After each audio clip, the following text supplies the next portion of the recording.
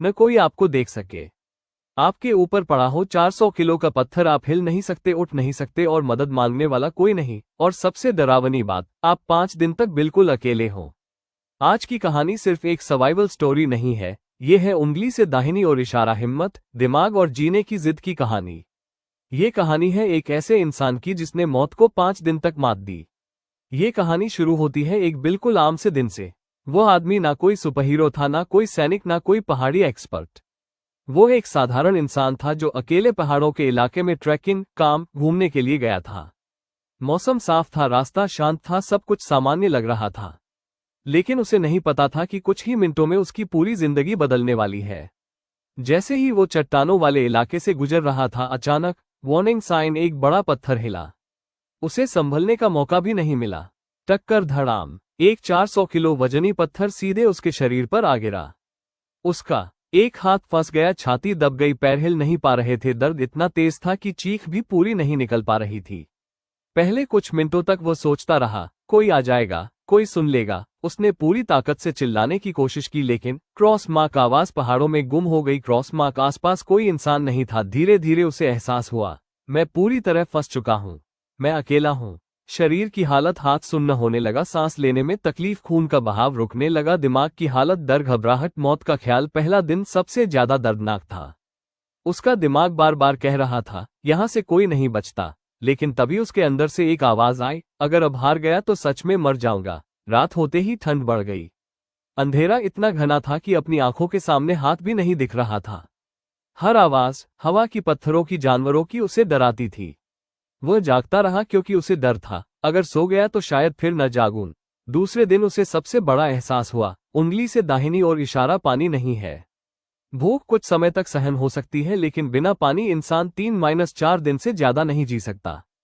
उसके पास बोतल नहीं, नदी नहीं, कोई सहारा नहीं।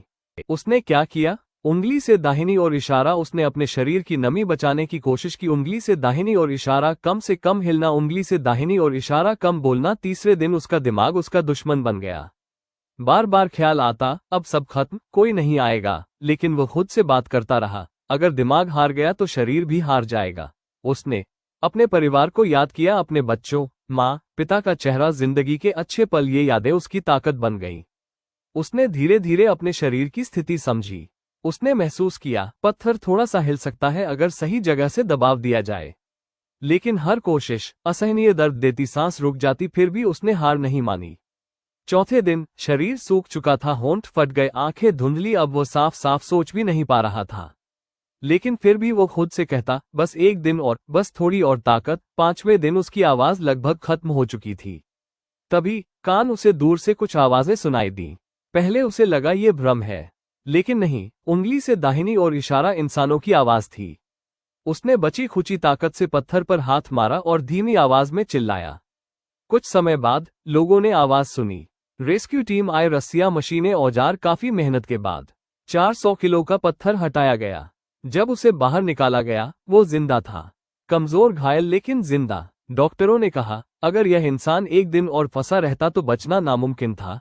उसकी जान बची, लेकिन महीनों का इलाज, मानसिक ट्रॉमा, दर्दनाक यादें। ये कहानी हमें सिखाती है इंसान की इच्छा शक्ति कितनी मजबूत होती है। दिमाग हारता है तो शरीर भी हार जाता है। उम्मीद आखिरी सांस तक जिंदा रहनी चाहिए, क्योंकि ये कहानियां बताती हैं उंगली से दाहिनी ओर इशारा हम सोच से ज्यादा मजबूत है। उंगली से दाहिनी ओर इशारा मुश्किल समय में भी रास्ता निकलता है। उंगली से दाहिनी ओर इशारा जिंदगी आखिरी पल तक लड़ने लायक है। दोस्तों, 400 किलो का पत्थर एक इंसान को दबा सकता है, लेकिन क्रॉस मार्क उसकी हिम्मत को नहीं, क्रॉस मार्क उसकी उम्मीद को नहीं। ये कहानी हमें याद दिलाती है, जब तक सांस है तब तक लड़ो। अगर आपको ये कहानी पसंद आई हो तो थम्स अप का चिन्ह लाइक करें, लाउडस्पीकर शेयर करें, बेल सब्सक्राइब करें, क्योंकि यहाँ हम लाते हैं सच्ची, प्रेरणादायक और रोंगटे खड़े कर देने वाली कहानियां।